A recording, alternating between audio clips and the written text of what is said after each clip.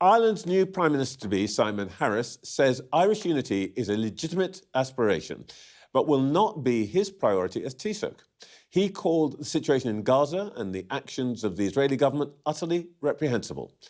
In his first interview since he succeeded Leo Varadkar, he told Sky's David Blevins for this programme that he wants closer relations with the UK after the difficulties of Brexit. Simon Harris, Fine Gael, your party, has its youngest ever leader and Taoiseach-elect, but opposition parties say it's time for the people to decide who should be the next Irish Prime Minister. So why not go to the people and seek a mandate, call a general election? How our Taoiseach is elected. Our Taoiseach is elected by our Irish Parliament, by the Dáil, by a majority vote, and that's what the Dáil will consider on Tuesday. That's how it works. There will, of course, be a general election in Ireland in due course, and there has to be a general election in Ireland by next March. The polls suggest it could be a very fractured election result next time around, with lots of independents potentially elected in constituencies across the country. In that scenario, does Sinn Féin not have a better chance of forming a government than Fine Gael does?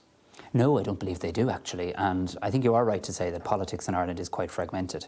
And indeed, for British viewers, we obviously have a political system in terms of an electoral system that's quite different. So we have our PRSTV, our single transferable vote. And I think that makes predicting elections in Ireland a little bit more challenging than the first past the post system that you have in the UK. But let me say this, there's no inevitability about a Sinn Féin government. We have a coalition government in this country that is working well, that is stable, that has a clear majority in Dáil Éireann, and that intends to continue its mandate out to next year, and then obviously the Irish people will have a say and a decision to make in terms of what the next government looks like.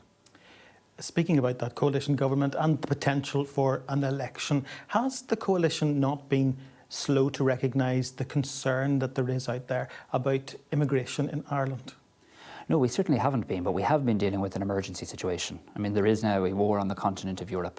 This country has welcomed 100,000 people from Ukraine and have integrated those people into our communities, many working within our economy, many children in our schools, and many playing a very important role in Irish society, and people very welcome here. But there's no doubt that has put huge pressure on our emergency accommodation situation when it comes to migration, and we're having to respond to that emergency in real time. Ireland gets immigration, though. We're a country that used to see many people leave our shores and go abroad to seek a better life. Now we're a country in which many people wish to come to make a better life. But we do need a fair and firm system. You spoke in your acceptance speech about taking back the flag. Now, I know you were speaking in the context of an IRA funeral, but there would be some who would suggest that the lack of policy around immigration to date is the reason why some in Ireland are wrapping themselves in the flag and arguing that Ireland is full. Yeah, I just reject that out of hand. I mean, that just irks me, quite frankly, because I mean, the Irish flag is something I'm very proud of. Our tricolour is a symbol of inclusivity, of tolerance, and of this republic and its values. And to see it hijacked by others is a cause of concern and something that I will always call out. The Irish flag belongs to the Irish people. But it is true to say that there are some people who seek to exploit moments of crisis. But there's also a need for government to do a better job in terms of listening to communities and engaging with communities. So I approach this task with humility. If we look beyond these shores, then Ireland has been very vocal in terms of what's going on in the Middle East. It's expressed its objection to Israel's response in Gaza in the strongest possible terms. But given what we've seen in the past week, the deaths of aid workers, is it time for more than words? So what we've seen happen in Gaza and the actions of the Israeli government is utterly reprehensible. It's appalling and it's grotesque. We're seeing children being maimed and killed, innocent children. It is disgusting, it is despicable, and it must stop. This country, Ireland, and a government that I intend to lead will always speak truth to power, just like our Taoiseach Leo Varadkar did in the White House to President Biden only in recent weeks. There needs to be an immediate ceasefire. The attack on aid workers was particularly, in my view, callous and chilling, and we will continue to call that out. We also, as a country, stand ready to play our part in a political process that brings about a two-state solution. This country, and indeed the UK, know a lot about the importance of peace processes. This ultimately requires a political solution that delivers a two-state solution. You mentioned Leo Varadkar. There was not much love lost between Leo Varadkar and the Tory government. Do you think a new Taoiseach and potentially an incoming Labour government is an opportunity to reset relations between Dublin and London? So firstly, and I'm sure you're not being mischievous, but who the UK people, who the British people decide to elect to their government is a matter for them, and the Irish government stands ready to work with the British government. I'm looking forward and hoping to have an opportunity to have an early engagement with Prime Minister Sunak. Leo Varadkar did an excellent job in standing up for our national interests at an extraordinarily difficult time. Let's be honest, Brexit was a really difficult and challenging time. Here in Ireland, we, I think, had to deal with 5 UK Prime Ministers, 6 Foreign Secretaries, 6 Northern Ireland Secretaries, all in the space of 5 years. We had very clear national ambitions going into that engagement in terms of protecting our national interests, protecting our role in the single market, and crucially, protecting the peace process on this island and indeed the relations between these islands.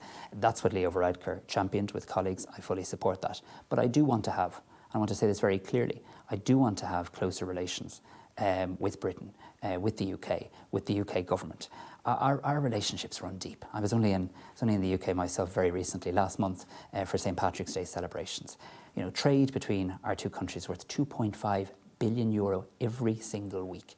We know each other historically, through families, through friends, through work. Britain remains our nearest neighbour, even if outside of the European Union. And I do think a lot of good progress has been made in the last year. The Windsor Framework, the Northern Ireland Executive back up and running. And I do now think there's an opportunity to see how we can further improve those bilateral relations. And I very much look forward to doing that and stand ready and willing and looking forward to engaging with Prime Minister Sunak in relation to that. Leo Varadkar was the first Fine Gael leader and Taoiseach to suggest that he would see Irish unity in his lifetime. You're considerably younger than Leo Varadkar. Do you share that view? It's a legitimate political aspiration for people in our country to want to see a united Ireland. That's the Good Friday Agreement provides that framework where you can recognise different political aspirations and a very clear pathway for those to be achieved. That's not where my focus and priority is now, and quite frankly, I don't believe it's where our priority and focus should be. We have a peace process that is enduring on this island. It is in many ways one of the most successful peace processes in the world, but it's also a frosty peace. I don't believe we've had an opportunity to see the full potential of prosperity embedded right across the island of Ireland through the framework of the Good Friday Agreement. People beyond these shores really got to know Leo Varadkar. Is it just continuity, Leo Varadkar, or are you bringing something different to the table?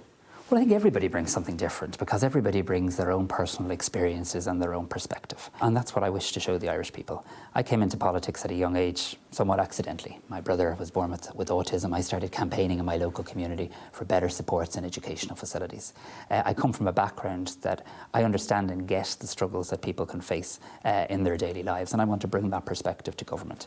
I want to focus on delivery for the Irish people in so many key areas because we are living through dark and difficult geopolitical times, and I think that requires people working every single day to show that politics can make a positive difference and impact in their life. And I'm really looking forward to the opportunities and indeed the challenges that will present, and looking forward as an incoming Taoiseach in this country to working closely with counterparts in Britain for the betterment of both these islands.